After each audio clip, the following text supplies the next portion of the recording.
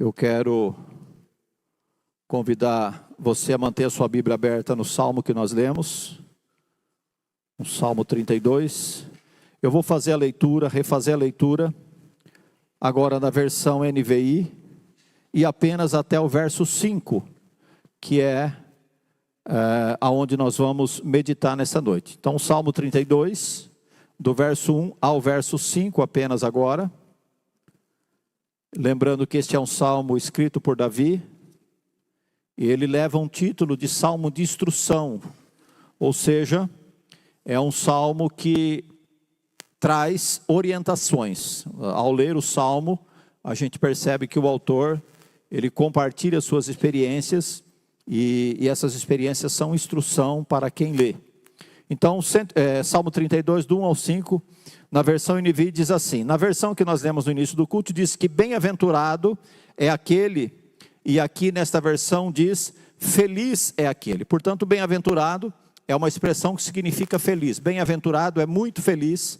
Então aqui nessa versão diz, como é feliz aquele que tem as suas transgressões perdoadas e os seus pecados apagados.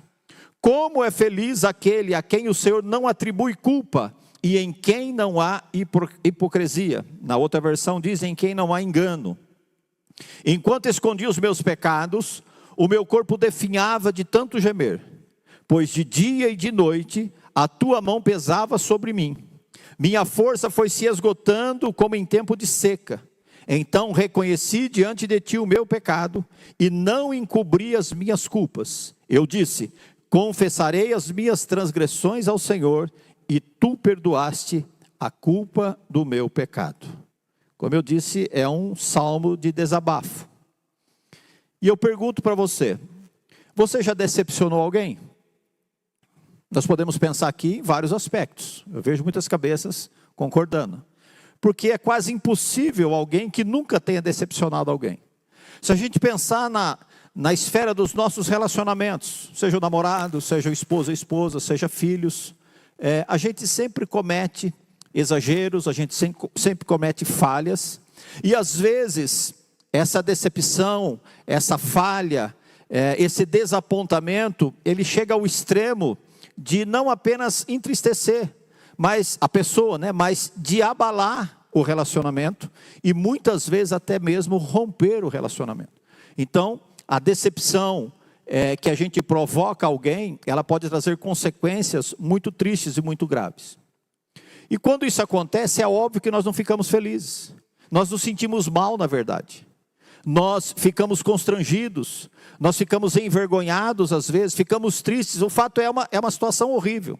Eu não estou dizendo daquelas amizades superficiais que, se ela for rompida, não vai fazer diferença. Eu estou falando de relacionamentos importantes, relacionamentos profundos na nossa vida. Eu diria que o relacionamento entre marido e mulher seria um bom exemplo para a gente refletir sobre isso. Mas e o oposto? Eu acho que todos aqui também tiveram a experiência de euforia, de alegria, da reconstrução de um relacionamento. De passar por uma dificuldade, passar por uma turbulência, e em algum momento ver as coisas voltar aos seus devidos lugares. É óbvio que há a necessidade de um esforço muito grande para isso. Quando o relacionamento é importante para nós, quando o relacionamento é importante para você, e que por sua responsabilidade, usar uma palavra pesada porque está no contexto aqui do texto, por sua culpa, por um deslize seu, esse relacionamento foi abalado, ou foi rompido, foi machucado, é muito difícil. E a ação que nós precisamos tomar é a coragem de pisar, de engolir o nosso próprio orgulho, e ter a coragem de dizer uma frase poderosa, uma frase mágica, ou pode ser até uma palavra só, chamada perdão. Quando nós estamos nessa situação, ir à pessoa ofendida e pedir perdão não é uma coisa muito simples, não é uma coisa muito fácil de se fazer, mas ela é importante e fundamental.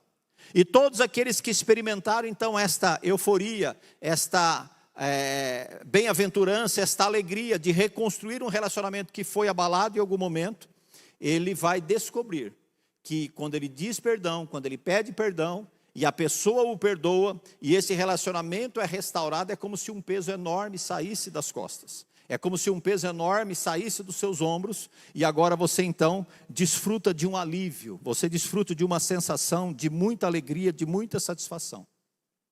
Algo que era precioso, esse relacionamento que era precioso, que era importante, e que esteve perdido por algum momento, ele é reconstruído. E isso é que nos dá alegria, isso que nos traz a confiança. E um alerta. Aliviado de ter reconstruído, de ter curado esta ferida, nós precisamos agora cuidar para não vacilar novamente. Para usar uma linguagem jovem, né? Não ser vacilão. Mas não cair novamente no erro, não vacilar novamente. Muito bem. O nosso relacionamento com Deus, ele é exatamente desta mesma forma. Eu acho que todos puderam, né, sentir em algum momento como é que foi um relacionamento abalado, como é que foi a reconstrução desse relacionamento. Mas a nossa relação com Deus funciona assim também. Quando nós pecamos, nós desapontamos Deus. Quando nós pecamos, nós entristecemos o Espírito Santo de Deus. E nós sentimos que o nosso relacionamento com Deus fica abalado. Não é assim? Quando a gente peca, quando a gente comete um deslize, a primeira coisa que a gente faz é quase que imediato a reação. Nós ficamos envergonhados, mas nós tentamos fugir de Deus. É a nossa primeira reação. Quando nós pecamos e desapontamos Deus, nós queremos fugir dele. O mais grave, ou mais grave do que pecar, é a atitude que nós temos quando nós pecamos. E nós vamos ver nessa experiência de Davi, que ele declara aqui, que enquanto ele fugiu de Deus, que enquanto ele escondeu o seu pecado, enquanto ele escondeu a sua transgressão, ele só experimentou dor e sofrimento. Então, mais grave do que pecar é a atitude que nós temos depois de pecar. Primeiro, é importante que se diga que definitivamente o pecado não é interessante. O pecado não é bom em ocasião nenhuma. Não existe uma situação na vida de um ser humano, seja jovem, seja maduro, ou seja velho, idoso, que justifique o pecado. Não, eu pequei porque aquilo era importante. Eu pequei porque aquilo me... Não. O pecado não traz nenhum benefício, o pecado não traz nenhuma vantagem. Pelo contrário, o pecado é como uma doença contagiosa. O pecado é uma doença que, se não for tratada, ela se alastra. A Bíblia compara o pecado a uma doença antiga chamada lepra, que era uma doença que ela ia destruindo os tecidos. E o que é terrível é que a lepra, ela tem uma característica que quem tem a lepra, como é que chama hoje? Hanseníase, né? Ela não tem sensibilidade, a pessoa não tem dor. Então ela vai perdendo literalmente as partes extremas, nas extremidades, ponta do nariz, das orelhas, dos dedos, vão perdendo, vão apodrecendo e a pessoa não sente. Esse é o perigo da lepra ou da hanseníase. E é exatamente essa figura que a Bíblia traz do pecado. O pecado é uma doença sutil, é uma doença que não mostra nenhuma dor, não mostra nenhum sofrimento, pelo contrário, ele oferece prazeres. Só que ele vai destruindo, ele vai contaminando e ele vai destruindo. À luz da Bíblia, o pecado destrói. Davi fala aqui, nós vamos explorar um pouquinho isso. A saúde física, a saúde espiritual, os relacionamentos, os planos que essa pessoa tem, a família, até a destruição da alma. Ou seja, ele vai carcomendo todas as nossas expectativas, tudo aquilo que nós pensamos, desejamos ou planejamos, o pecado tem o poder de destruir. Dentro da questão aqui de Davi, se nós escolhermos continuar no pecado, nós automaticamente escolhemos nos afastar de Deus. Deus e pecado não convivem. Deus é um Deus santo e Ele não convive com o pecado. Então, se nós escolhemos continuar pecando, automaticamente nós escolhemos nos afastar de Deus. E quando nós nos afastamos de Deus, nós sofremos naturalmente, automaticamente uma consequência. A troca da comunhão do nosso Pai Celestial, a troca do cuidado, do amor, do perdão, da misericórdia de Deus, por este prazer passageiro que o pecado é. Então veja que é uma escolha que nós precisamos ter muita consciência e não podemos errar. Porque, repito, quando nós escolhemos o pecado, nós automaticamente estamos abrindo mão do cuidado e do amor de Deus. Mas eu tenho uma verdade maravilhosa, à luz desse texto, para compartilhar com você essa noite. Que é justamente isso, reconhecer quando nós pecamos. Reconhecer quando nós caímos. Quando nós reconhecemos isso e nos voltamos para Deus, Deus nos perdoa. E além de nos perdoar, Ele restitui a nossa alegria. Lembra lá no início, na introdução? Vamos usar aqui o namorado, né? Quando o namorado briga com a namorada e rompe, fica aquele clima, aquela tristeza, aquela angústia. Vai dar certo, não vai dar certo, vai voltar, não vai voltar, até que de repente volta. E quando volta, é uma alegria, é um regozijo, é uma euforia, é tudo lindo, é tudo maravilhoso. Quando nós nos voltamos para Deus e pedimos perdão de coração, reconhecemos o pecado e desejamos mudar, Deus nos aceita, Deus nos recebe e nos perdoa. Então isso chama-se arrependimento, reconhecer o pecado e decidir não continuar nessa situação, chama-se arrependimento. E aqui está o tema da nossa meditação de hoje, que é arrependimento, o caminho de volta para Deus. Repito, nós vamos meditar nesse Salmo 32, que é um Salmo de Davi. E ele começa com duas bem-aventuranças, repito, são razões de felicidade. E Davi diz, feliz, na verdade ele diz como é feliz, ele destaca aquele que tem as suas transgressões perdoadas e os seus pecados apagados. Primeiro, não fique constrangido, porque nenhum de nós aqui não tem pecado. Pelo contrário, todos nós somos pecadores. Todos nós pecamos diante de Deus. Então, o que Davi nos aconselha aqui é que é feliz. Se nós queremos alcançar felicidade, se nós queremos nos livrar do jugo, da culpa, do pecado, nós seremos felizes se as nossas transgressões forem perdoadas. Se os nossos pecados forem apagados. É o que diz o texto. E o segundo verso diz, como é feliz aquele a quem o Senhor não atribui culpa e em quem não há hipocrisia. O que Davi está falando aqui é da sua própria experiência. Por algum tempo, Davi queria pagar de santinho. Davi queria transitar como se ele fosse o homem de Deus, mas ele estava em pecado. Então o que ele diz aqui é que ser hipócrita, ou usar de engano, como diz na outra versão, né? E cujo espírito não há engano. Então a pessoa está em pecado e quer enganar. Então essa pessoa não vai ser feliz. Feliz é aquele a quem Deus não atribui culpa e a quem Deus não atribui a hipocrisia. E eu quero lembrar vocês que Davi era rei em Israel. E como rei, Davi tinha muitas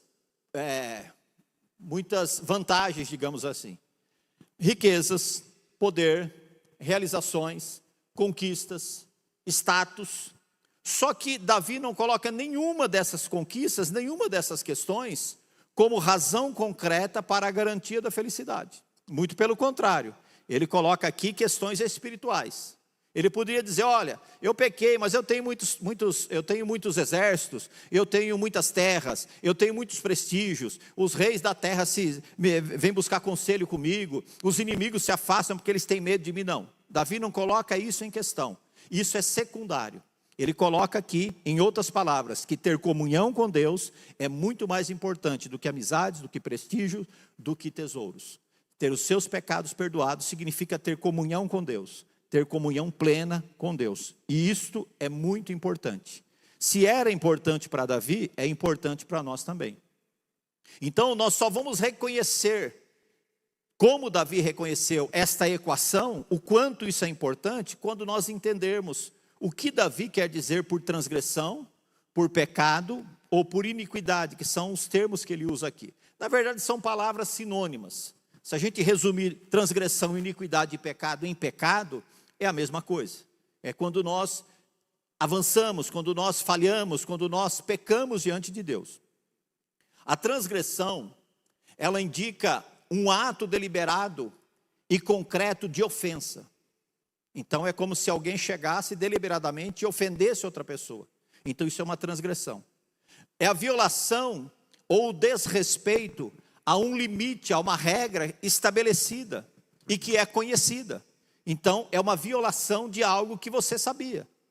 É errar o alvo. Eu até tenho uma história para contar para vocês, dessa de errar o alvo, que eu acho que você nunca mais vai esquecer. Eu trabalhava em Piracicaba, e um amigo de trabalho, ele tinha que fazer uma viagem. E para fazer essa viagem a trabalho, ele ia pegar um voo em Congonhas, em São Paulo. Piracicaba interior, e ele tinha que ir para Congonhas, pegar esse avião em Congonhas. Só que ele não conhecia, ele não estava acostumado a dirigir em São Paulo. E então ele foi num outro colega nosso e falou assim, cara, eu preciso estar às 10 horas, porque o meu voo sai às 11, e eu nunca dirigi em São Paulo, cara, eu estou preocupado. Ele falou, não, fica tranquilo. Você vai pegar Luiz de Queiroz até o final. Luiz de Queiroz é a rodovia que liga Piracicaba a Anhanguera. Você vai pegar Luiz de Queiroz até o final. Pegou Anhanguera, você vai andar toda a vida. Marca aí 1h30, para ir devagar 2 horas, você já vai chegar em São Paulo. Você vai ver placa marginal. Placa marginal, você já entra à direita para marginal. E vai seguindo. Aí você vai ver placa aeroporto. Quando você vê placa aeroporto, você já mantém à direita, vai ter uma avenida. Você vai entrar, já é a avenida do aeroporto. Para quem está acostumado a ir a São Paulo, é fácil entender, né? Muito bem, no dia seguinte, o cara saiu de manhã, né? Pegou a estrada às 6 horas da manhã, porque ele queria chegar cedo, não queria ter problema com o trânsito e perder o voo e tudo mais. Quando foi lá para as 10h30 da manhã, ele ligou para esse colega nosso. Cara, eu estou andando aqui já 2 horas, mais de 2 horas, e não vejo placa de marginal. Ele falou, mas aonde que você está? Não, eu vi agora aqui Ribeirão Preto, Franca, ele só pegou a Anhanguera ao contrário. Então isso é errar o alvo, é você achar que está fazendo a coisa certa, é você, o Johnny está rindo ali, né? É você errar o trevo, né? Errar a entrada e descobrir depois de muito tempo que você perdeu um bom tempo, um longo tempo de estrada.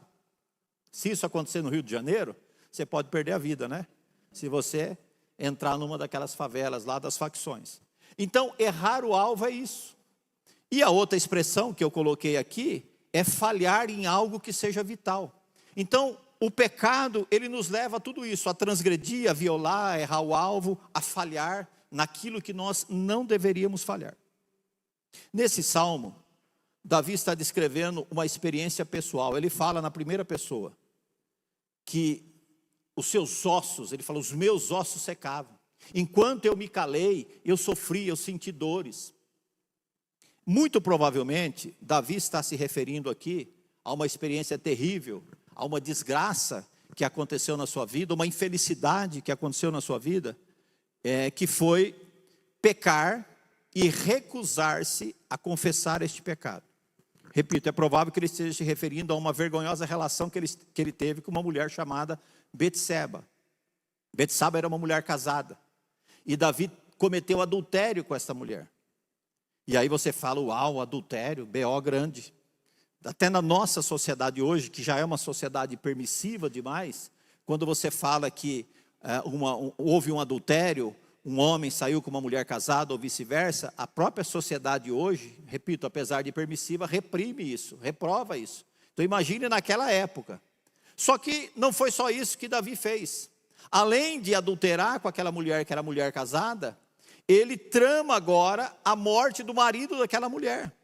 E ele acaba se tornando, além de um adúltero, ele acaba se tornando o assassino daquele que era Urias, que era um soldado fiel seu e marido dessa mulher. Então imagine como é que ficou a cabeça desse homem. Ele era rei, ele cai num pecado grave, ele adultera com uma mulher que não era esposa dele, que ele conhecia o marido, que era um soldado dele, que era um homem fiel a ele, que aliás estava na guerra, defendendo o seu reino. Então veja a situação.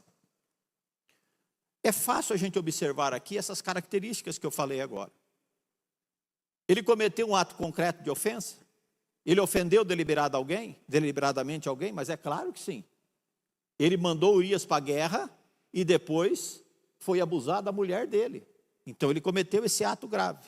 Ele violou ou desrespeitou algum limite estabelecido? Alguma regra que ele conhecia? Será que Davi não sabia que aquela mulher era casada? É óbvio que ele sabia. Então ele passou por cima dos limites. Ele desrespeitou aquilo que ele conhecia, um limite estabelecido, um limite conhecido. Será que ele errou o alvo? Será que Davi foi para o lado errado? Será que Davi andou muitos quilômetros para descobrir que ele estava do lado errado? É claro que ele fez isso como rei, como marido, como pai. Davi colheu frutos amargos desse ato seu por toda a sua vida. Você vai ler a história da família de Davi, dos filhos de Davi, das esposas de Davi, porque naquela época era normal. Você só vai ver desgraça, você só vai ver tristeza, fruto desse alvo que ele errou. E ele falhou em algo fundamental, em algo que é vital? É óbvio que sim. Ele falhou no exemplo, a coisa mais importante para um rei, para uma liderança. Ele deveria ser o exemplo.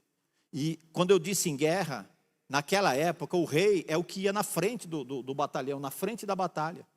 E por acaso, os exércitos estavam em guerra e Davi estava no palácio. Então ele falhou completamente no alvo, no propósito, e falhou naquilo que ele não poderia falhar. É claro que Davi, e está claro para todo mundo aqui que Davi cometeu um pecado muito grave. Só que tem uma coisa, pasme. Você calcula quanto tempo demorou para Davi resolver essa situação? A gente lê o texto ali, né, dá a impressão que aconteceu de manhã, no dia seguinte o profeta Natan vai lá e conversa com Davi. Não, passou mais de ano Davi escondendo esse pecado. É por isso que ele fala aqui que é feliz aquele em quem o espírito, não há o espírito do engano, que foi o que ele fez durante todo esse tempo. Ele ficou enganando, ele ficou dissimulando que estava tudo bem. Como eu disse, não foi espontâneo. Não pense que ele decidiu um dia, eu vou procurar o profeta Natan e vou conversar com ele. Não, foi Deus que mandou Natan até Davi e o interpela e conta aquela história. Está lá no capítulo 12 de 2 Samuel. Ele conta uma história e Davi imediatamente, vamos ler esse texto rapidamente, porque vai colaborar para nós entendermos essa questão do engano. Capítulo 12 de 2 Samuel diz assim: o Senhor enviou Natan a Davi. Natan foi falar com Davi e lhe disse: havia numa cidade 2 homens, um rico e outro pobre. O rico tinha ovelhas e gado em grande número, mas o pobre não tinha coisa nenhuma, a não ser uma cordeirinha que ele havia comprado. Ele a criou e ela cresceu em sua casa, junto com seus filhos. Comia da sua comida e bebia do seu copo, dormia nos braços dele, ele a tinha como uma filha. Certo dia chegou um visitante na casa do homem rico, e esse não quis pegar uma das suas ovelhas ou dos seus bois para dar de comer ao visitante que havia chegado. Em vez disso, ele pegou a cordeirinha do homem pobre e preparou para o homem que havia chegado. Verso 5: então o furor de Davi se acendeu contra aquele homem, e ele disse a Natan: tão certo como vive o Senhor, o homem que fez isto deve morrer. Davi tinha senso de justiça? Tinha. Ele sabia reconhecer o que era um erro grave? Sabia. Tanto que quando o Natan fala para ele: olha, o cara tinha lá, ele podia matar, não ia fazer falta, mas ele foi lá e pegou a única que o cara tinha. Esse cara tem que morrer. E aí o texto vai descrevendo aqui ainda, até que Natan diz para ele: Davi, você é esse homem. Foi você quem cometeu essa desgraça. Foi você quem tomou a mulher de Urias e cometeu adultério com ela.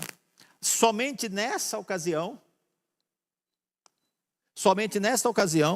é que Davi começa a tomar consciência do seu pecado. Agora eu pergunto para você: como é possível alguém pecar tão gravemente e continuar vivendo como se nada tivesse acontecido? Será que não estava acontecendo nada na mente dele? Será que ele dormia bem? Será que ele fazia as suas coisas bem? Será que ele fazia as suas reuniões? Será que ele tomava as decisões sem nenhuma interferência? Há algumas razões para esse tipo de comportamento. Uma delas, a gente chama de supressão da consciência. Nada mais é do que você abafar a consciência. A consciência é um sentimento que Deus nos deu, e nós sabemos, ainda que a criança peque da mais tenra idade, ela minta, ela faça uma coisa que o pai e a mãe ensinou que não é para fazer, ela tem consciência de que ela está fazendo coisa errada. Se você pegar uma pessoa que foi criada lá no mato, na roça, na selva, que ele não está vivendo aqui na nossa sociedade, ele sabe que matar é errado. Ele sabe que pegar algo de alguém é errado. Ou você acha que um índio vai lá numa universidade, senta num banco, para ouvir um professor falar: olha, você não pode tomar aquilo que é do seu próximo. Você não pode possuir a mulher. Cada um tem a sua.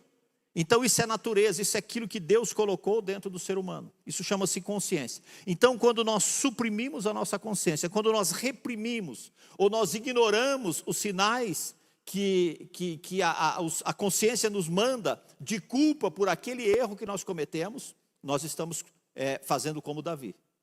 Quando nós racionalizamos, você já deve ter ouvido algumas pessoas dizer: ah, mas todo mundo faz. Nós queremos minimizar o ato em si. Ah, mas tem gente que faz coisa pior. É como se Davi dissesse para Natan assim: ah, Natan, eu cometi adultério com ela, mas quantos não tem em Israel adúlteros? Então, minimizar, racionalizar a respeito do nosso ato. E o ciclo repetitivo, isso aqui é muito importante, é quando nós pecamos, reconhecemos que pecamos, sentimos vergonha, sentimos a culpa pelo nosso pecado, mas nós não confessamos. Em vez de buscar o arrependimento, e aqui é uma coisa muito importante, quando nós confessamos e nos arrependemos, nós somos restaurados. Mas quando nós fingimos que nada aconteceu, isso leva à reincidência. Alguém já teve experiência de montar uma ratoeira? Já? Não? Você monta a ratoeira, o rato vai lá e pega o queijo, pega a isca lá e morre. Aí você tira ele, joga no lixo e bota outra isca lá. Você acha que algum rato fala assim: nossa, cadê o nosso companheiro que não veio? Ele sumiu. Não, ele sente o cheiro da isca, ele vai lá, ele vai morrer também, vai morrer um atrás do outro. Então, quando nós calamos a nossa consciência, quando nós sufocamos a nossa consciência, quando nós não temos, não rompemos esse ciclo repetitivo, nós vamos fazer igual o rato, nós vamos ir lá, saber que é uma armadilha, saber que é o risco de morte, e vai continuar fazendo, e vai continuar experimentando. Essa é uma teia muito perigosa, e ela é armada pelo inimigo das nossas almas, e ela é mais comum do que nós possamos imaginar. E eu quero listar para você aqui, quantas pessoas andam aprisionadas em pecados recorrentes. Eu vou começar aqui pelos pecados sexuais. Consumo de pornografia, adultério, como o de Davi, fornicação, masturbação, relacionamentos impróprios, namoros avançados. Aí você passa por comportamento: mentira, fofoca, soberba, bebidas, drogas e assim vai. Se você notar, enquanto Davi tentou enganar, enquanto ele passou esse quase um ano dissimulando, ele não experimentou um momento sequer de paz na sua vida. Olha o que diz os versos 3 e 4. Versos 3 e 4 diz assim: enquanto calei, os meus ossos envelheceram. Enquanto calei os meus pecados, envelheceram os meus ossos, pelos meus constantes gemidos todos os dias. Porque a sua mão pesava dia e noite sobre mim, o meu vigor se secou como o calor do verão. Era assim que ele se sentia. Era como alguém sem vida, como alguém sem esperança, como alguém sem perspectiva, como alguém que se sentia realmente. Agora tem uma ratoeira moderna, né, que é de cola, vocês já viram isso? É um negócio de cola, e o rato sobe ali e fica grudado ali, não consegue sair mais, ele vai se bater até morrer. Então ele vai tentar sair daquela situação e as suas forças vão se esgotar. Era mais ou menos assim que Davi declara aqui que ele se sentia. Só que enquanto ele escondeu o seu pecado, era assim que ele se sentia. Ele se sentia que o corpo, o seu vigor definhava. Ele diz que gemia dia e noite. Ele diz que é como se a mão de Deus estivesse sobre ele e ele não tinha poder para vencer. É quando o Espírito Santo está falando aos nossos ouvidos, ao nosso coração: você está errado, você precisa sair dessa vida, você precisa abandonar isso. E nós insistimos, É como ele estava aqui tentando lutar com Deus, mas lutar com Deus, ninguém vai vencer Deus. Então as suas forças foram se esgotando. Ele diz aqui que se sentia como num tempo de seca. Ok? Esse é o problema do pecado. Ele apresenta-se atraente, ele se apresenta prazeroso, até que a gente caia, até que você caia na isca, até que você morda a isca. A partir daí é que aflora a verdadeira consequência do pecado. Aí é que você vai experimentar o que realmente o pecado significa, o que realmente o pecado oferece. Primeiro, culpa. Segundo, tristeza. Terceiro, remorso, vergonha, medo. São as sensações que nós depois do pecado, depois de experimentar o pecado, nós sentimos.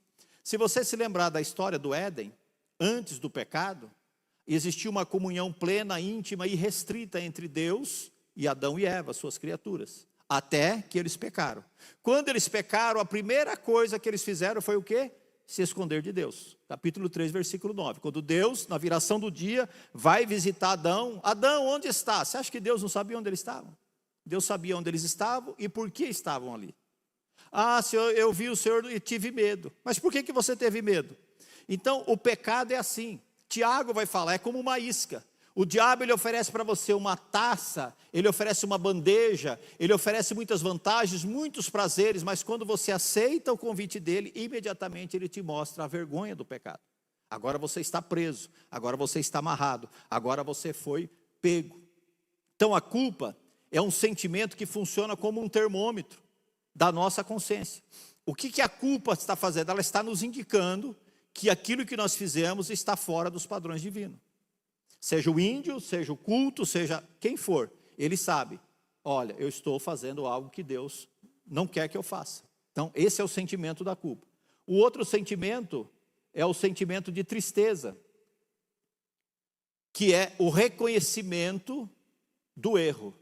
Isso nos leva, principalmente quando é recorrente, isso nos leva a um sentimento profundo de tristeza, de desapontamento, por aquilo que nós cometemos e pelas consequências que isso traz, tanto para si mesmo quanto para outros envolvidos. Porque às vezes há pecados que você comete sozinho, então a consequência é só sua. E às vezes há pecados que você comete envolvendo outras pessoas, então a consequência é maior. Uma outra ônus, né, do pecado é a vergonha.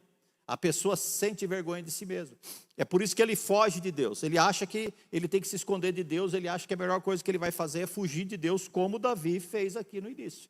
É melhor eu fugir de Deus, é melhor eu não falar nada. Vou jogar isso aí para debaixo do tapete, vou esconder isso até o ponto que for possível. Então, a vergonha faz isso. Faz com que o fato de você não ter suportado a tentação te mantém agora aprisionado a isso. O medo das consequências, de ser descoberto, de ser julgado, o medo de perder a comunhão com Deus, mesmo aquele que não é cristão, que não conhece a palavra de Deus, que não é habitado pelo Espírito Santo, ele sabe que quando ele peca, ele fez coisa errada. Quando ele pecou, algo, como eu disse há pouco, fugiu do padrão de Deus, então isso incomoda. E o remorso, que é uma dor persistente. O remorso é diferente do arrependimento, porque o arrependimento ele leva à ação de mudança. O remorso não. A pessoa fica ali num ciclo de autoflagelo, num ciclo de comiseração, impedindo que ele encontre então a solução na confissão, no arrependimento. Eu repito, a causa da perda de alegria, da perda de razão, de tudo que aconteceu a Davi nesse período, está no verso 3, na parte A. Enquanto eu escondi os meus pecados. Ele se recusou a confessar, ele preferiu ocultar. E esse sofrimento dele, ele descreve aqui, ele se tornou inclusive um sofrimento físico, que durou até que ele decidisse, no verso 5, ele toma uma decisão crucial. Diz assim, então reconheci diante de ti o meu pecado e não encobri as minhas culpas. Ou seja, ele levantou o tapete. Tudo aquilo que estava escondido, tudo aquilo que ele tentou ocultar, agora ele resolve revelar, como se Deus não soubesse, mas ele resolve revelar, e isso é muito importante. E ele diz aqui, eu disse, confessarei as minhas transgressões ao Senhor. Esse homem teve um momento de lucidez, ele teve um momento de coragem, lembra lá no início? Se eu quiser restaurar esse relacionamento, eu vou ter que pisar no meu orgulho, eu vou ter que reunir coragem e vou ter que ir lá pedir perdão. Foi isso que Davi fez aqui. Ele reuniu coragem e disse, eu vou confessar as minhas transgressões ao Senhor. Você pode ser um especialista em esconder os seus pecados das outras pessoas e até mesmo de Deus. Mas de Deus nós não escondemos nada. E também da nossa consciência. Nós sabemos o que nós fizemos. E Deus sabe. Eu sei que estou falando para pessoas que podem estar vivendo uma experiência como essa. Você pode achar que confessar seria um desastre. Que confessar seria um mau negócio, seria uma vergonha. Mas eu posso garantir para você que encobrir será pior. Davi nos dá essa prova aqui. Enquanto nós adiamos o arrependimento e a confissão, lembre-se, nós estamos nos distanciando de Deus. Distanciando-nos do seu amor. Distanciando-nos da sua misericórdia. E eu falei aqui de manhã na escola dominical e repito. Não crie o hábito de confessar ou de acumular pecados para confessar de vez em quando. Tem gente que, agora nós estamos chegando no final do ano, né? Vai fazer as suas resoluções para 2026, então ele vai lá, não, eu quero isso, listar todos os seus erros, né? E o ano que vem eu quero mudar, isso aqui eu não vou fazer mais, isso aqui eu não vou fazer mais, eu vou ser mais fiel a Deus, eu vou abandonar isso, eu vou abandonar aquilo. Isso não é suficiente. Tem gente que acha que ele tem que pedir perdão uma vez por mês, quando ele vai participar da ceia. Então nessa semana ele tem que pedir perdão dos seus pecados. A Bíblia diz que nós devemos confessar os nossos pecados e pedir perdão a Deus no exato momento que nós reconhecemos que pecamos. Pecou, eu preciso pedir perdão para Deus imediatamente. Eu não diria nem diariamente, mas eu diria imediatamente. Porque se você pecou várias vezes durante o dia, você deve pedir perdão várias vezes durante esse dia. Porque tem uma coisa que o diabo esconde, mas aquilo que o diabo esconde, a Bíblia declara, a Bíblia informa claramente. Se nós morrermos nessa condição de pecados escondidos, de pecados velados, se nós morrermos nessa condição, nós estaremos definitivamente separados de Deus. E isso é terrível. Só que o diabo não fala isso. Ele não fala para você, olha, toma isso aqui, você vai ficar maluco durante um tempo, mas daqui a pouco você vai morrer, porque isso vai te matar. E depois você não vai sair mais disso. Ele não fala isso. Ele só mostra para você, repito, a taça, os prazeres, a bandeja, né, dos alimentos, dos prazeres desta vida. Então, a confissão deve ser imediata. E eu quero caminhar aqui para o final, só para a gente entender como é que esse salmo foi dividido. Ele está dividido em 4 partes. Na primeira parte do salmo, ele fala dessa fórmula da felicidade.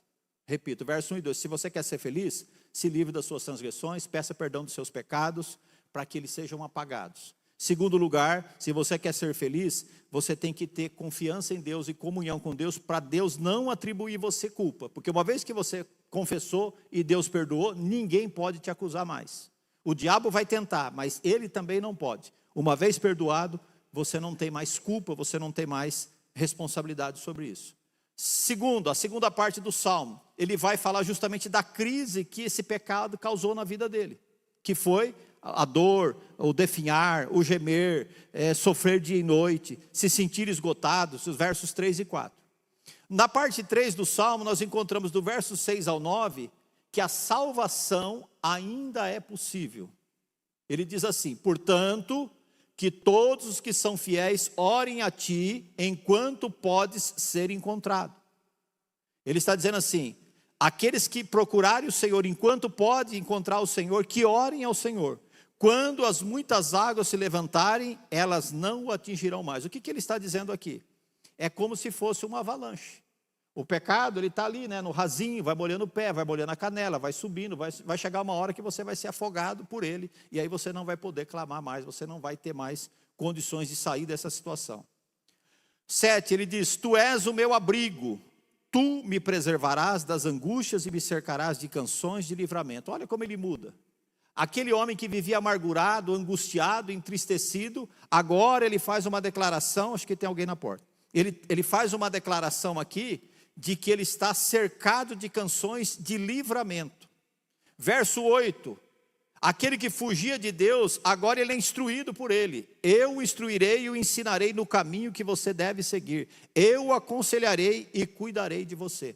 Isso é maravilhoso, porque aquele que se sentia oprimido, que se sentia amedrontado, agora ele está seguro diante do mesmo Deus. Qual foi a mudança de atitude? Antes eu estava escondendo dele, agora eu declarei a ele. Então veja como a confissão, o arrependimento e a confissão muda completamente o quadro.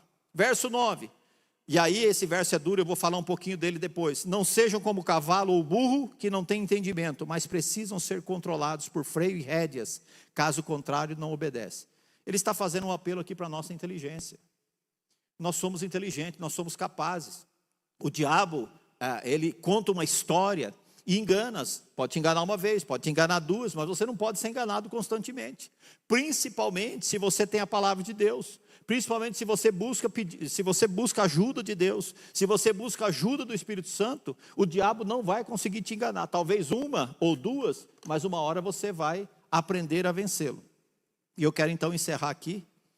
Aliás, é a última parte, que é a parte 4, dos versos 10 ao verso 11, ele fala: muitas são as dores dos ímpios, mas a bondade do Senhor protege quem nele confia. Ou seja, ele sabe, ele via e ele viveu essa experiência de estar distante de Deus. Quem está longe de Deus? O que é um ímpio? O ímpio é aquele que rejeita Deus. Aqueles que rejeitam Deus, eles sofrem, eles lutam, mas aqueles que reconhecem Deus é abençoado pela bondade de Deus, porque confiam nele. E ele termina dizendo: alegre-se no Senhor e exultem vocês que são justos, cantem de alegria todos os que são retos de coração. O que Davi quer dizer com esse verso 9, que eu disse que é um verso talvez chocante, né? Não seja como o cavalo, não seja como a mula, que precisa ser controlado com freio, com rédea. Ele está dizendo para nós simplesmente o seguinte: não seja orgulhoso, ao ponto de não admitir as suas falhas, de não admitir os seus erros, os seus pecados. Pelo contrário, sejamos sábios de buscarmos, de aproximarmos-nos de Deus voluntariamente. Buscar a Deus e pedir a sua misericórdia. O evangelista João diz que se confessarmos os nossos pecados, ele é fiel e justo para perdoar os nossos pecados e nos purificar de toda injustiça. Então é só confessar, é só ir a ele.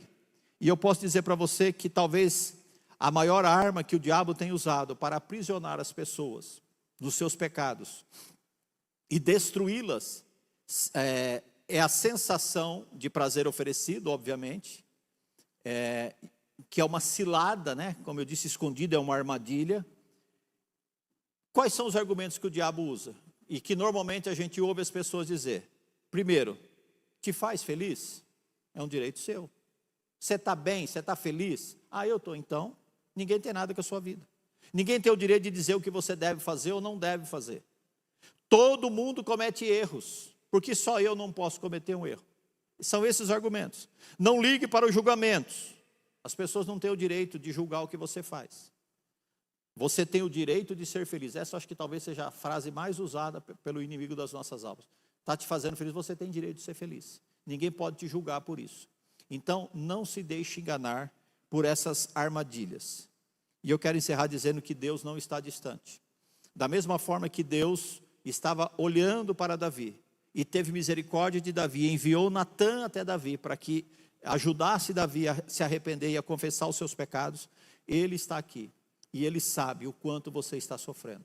Ele sabe o quanto tem custado para você carregar este fardo que você não deveria estar carregando. Jesus disse: vinde a mim, vós que estáis cansados e oprimidos, porque eu vos aliviarei. Então ele quer tirar esse fardo de nós. Jesus espera cada um daqueles que querem se arrepender dos seus pecados e confessá-los de braços abertos. Como ele fez com Davi, para perdoar, para restaurar e para guiar. É o que Davi fala no final do verso, do Salmo. Por que isso? Porque Cristo já pagou. Olha que coisa louca. A pessoa está sofrendo, a pessoa está morrendo, Davi estava, e muitas pessoas estão, por algo que ele não deveria. Ele não precisa pagar, porque isso já foi pago. Jesus já pagou. E é isso que o diabo quer que nós não saibamos. O diabo quer que você ache que você pecou, acabou. Agora você é dele, você não tem mais jeito, você não tem mais solução, não tem mais expectativa para você, quando você peca. Mas sim, Jesus morreu e pagou integralmente pelos seus pecados. Inclusive talvez por esse que esteja agora vindo à sua mente, vindo ao seu coração para te perturbar. O termo hebraico do verso 1, para encerrar, que ele diz assim: bem-aventurado aquele cuja transgressão é perdoada. O termo que no hebraico é usado aqui significa remover o fardo. Então, quando Deus perdoa os nossos pecados, ele tira este fardo. E uma outra expressão significa apagar, como ele mesmo diz, cujas transgressões são apagadas. Então, Jesus apaga, Jesus deleta, mas há uma condição. E eu quero encerrar com o texto de Apocalipse, capítulo 3, versos 19 e 20, que diz assim: repreendo e disciplino aqueles que eu amo. Por isso, seja diligente, arrependa-se. Eis que estou à porta e bato. Se alguém ouvir a minha voz e abrir a porta, entrarei e cearei com ele e ele comigo. Esse texto não se refere àqueles que não são cristãos. Ah, Jesus está batendo na porta do seu coração, aceita Jesus, vem viver para Cristo. Não, ele está falando com cristãos. E dentro do contexto que nós meditamos essa noite, ele está dizendo: seja diligente e arrependa-se. Seja criterioso. Aproveite a oportunidade e arrependa-se. Eis que estou à porta e bato. Se alguém ouvir a minha voz e abrir a porta, eu entrarei e cearei com ele e ele comigo. O que Jesus está falando? Você está separado de Deus porque você quer. Porque você escolheu o pecado. Porque até agora você se manteve assim. Mas se você confessar, ele está batendo a porta. E se você ouvir a sua voz e abrir a porta, vai haver comunhão novamente. Você vai estar com ele e ele com você. Amém? Vamos ficar em pé. Eu quero orar por vocês, para nós